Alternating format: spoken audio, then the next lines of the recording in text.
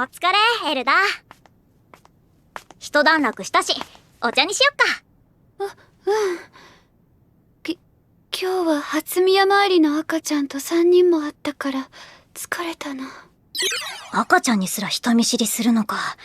筋金入りだね。あ、私、午後からコマちゃんと出かけるから。はい。は？何が？いや、今の。は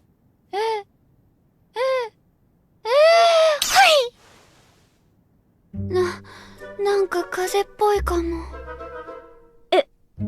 今の、くしゃみなの？